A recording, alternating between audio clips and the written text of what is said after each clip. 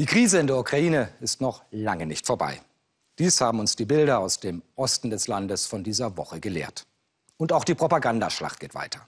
Eine der zentralen Fragen ist dabei, wer ist verantwortlich für das Blutbad, dem im Februar Dutzende Demonstranten und Polizisten zum Opfer fielen und das schließlich auch zum Sturz des Präsidenten Janukowitsch führte. Wer also waren die Todesschützen auf dem Kiewer Maidan? Die vom Westen unterstützte Übergangsregierung hat sich letzte Woche festgelegt.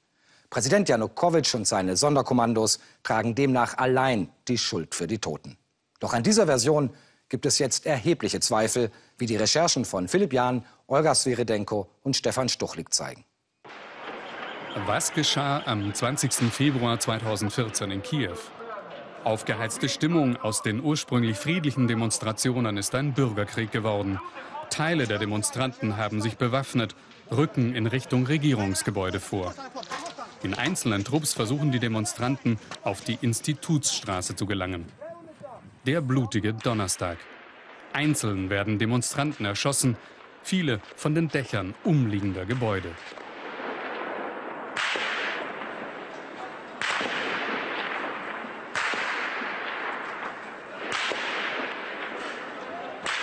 Aber wer genau waren diese Scharfschützen, die auf die Demonstranten schossen? Diese Frage beschäftigt die Kiewer bis heute. Zu Hunderten kommen sie täglich an den Platz des Massakers.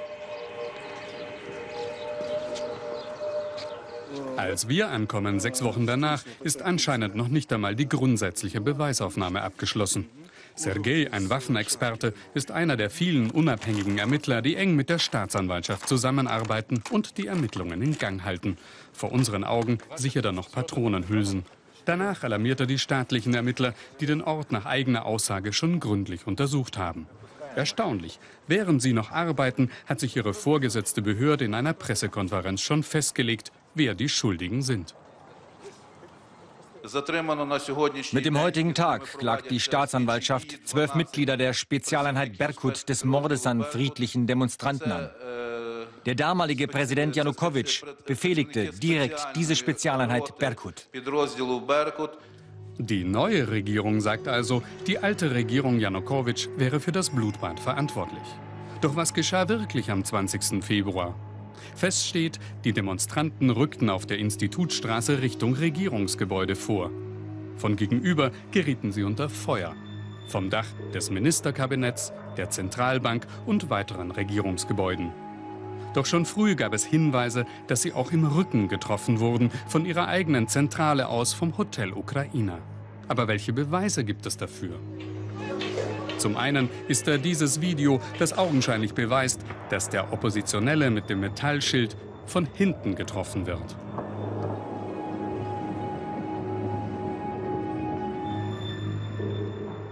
Der Mann in Gelb auf dieser Aufnahme geht sogar noch weiter. Er gehörte zu den Demonstranten, war an diesem Tag stundenlang auf der Institutsstraße. Er heißt Mikola. Wir treffen uns mit ihm am Ort des Geschehens. Er sagt uns, es wurde sogar mehrfach in den Rücken der Opposition geschossen. Ja, am 20. wurden wir von hinten beschossen. Vom Hotel Ukraina, vom 8. oder 9. Stock aus. Von der 8. oder 9. Etage? Ja, auf jeden Fall fast von ganz oben. Von da oben? Ja, da standen Leute oben und haben geschossen. Und aus der anderen Richtung hier wurden wir auch beschossen. Und wer hat von oben geschossen? Das weiß ich nicht. Haben Sie eine Ahnung? Das waren Söldner, also auf jeden Fall Profis. Das Ukraina-Hotel hier war das damalige Zentrum der Demonstranten. Hat sich der Augenzeuge geirrt? Wir sind nachts unterwegs mit Ermittler Sergei. Er zeigt uns mit einem Laser, dass es nicht nur Schusskanäle aus Richtung der Regierungsgebäude gibt.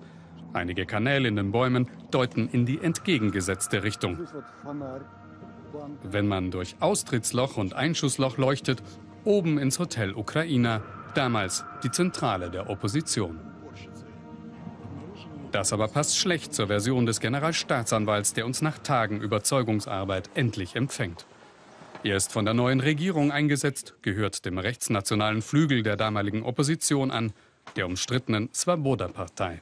Wir können wirklich heute schon sagen, nach allen Beweismitteln und Expertisen, die wir in der Hand haben, wer prinzipiell schuld an den Sniper-Attacken ist. Der damalige Präsident Viktor Janukowitsch, der ehemalige Verwaltungschef und der ehemalige Innenminister Sachaschenko.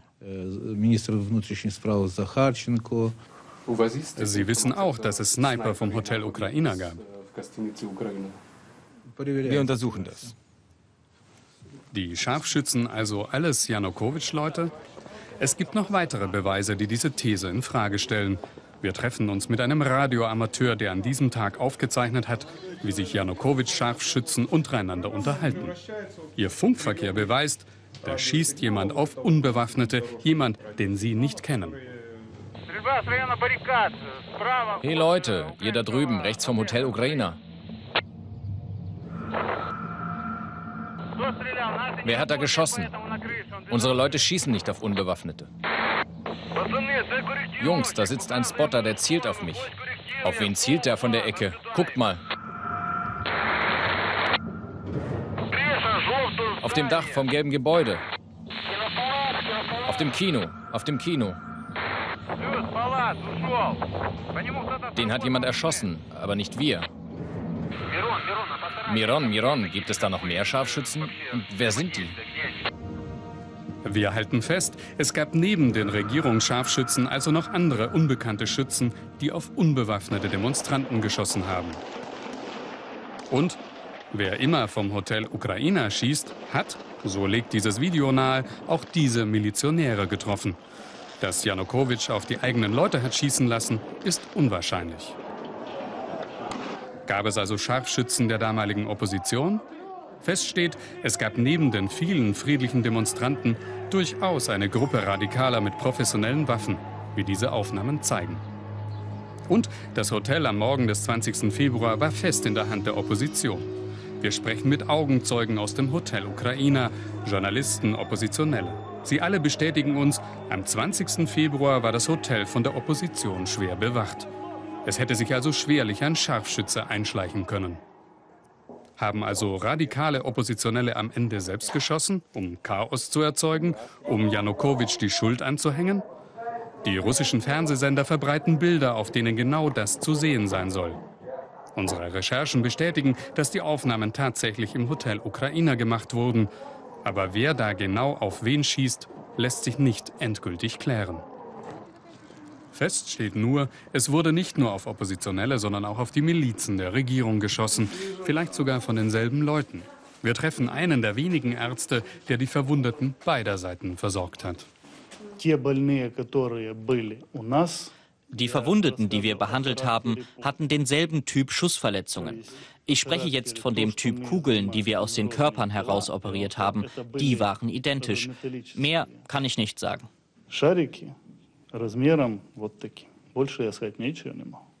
Aber die haben Sie bei der Miliz und bei der Opposition gefunden. Warum geht die Staatsanwaltschaft solchen Fragen nicht nach? Der deutsche Außenminister und die Europäische Union haben bereits im Februar per Abkommen festgestellt, dass die Schuldfrage in der Ukraine ein politisch zentrales Thema sei.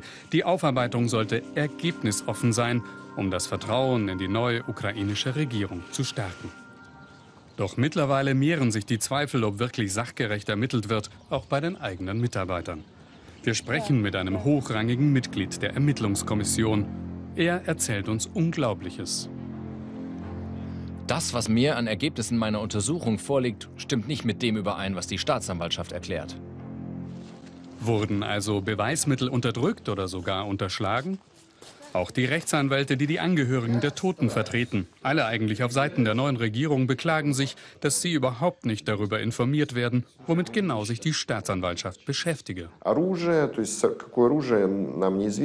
Wir haben nicht gesagt bekommen, welcher Typ Waffen. Wir bekommen keinen Zugang zu den Gutachten. Wir bekommen die Einsatzpläne nicht. Die anderen Ermittlungsdokumente haben wir auch nicht. Die Staatsanwaltschaft zeigt uns einfach keine Papiere.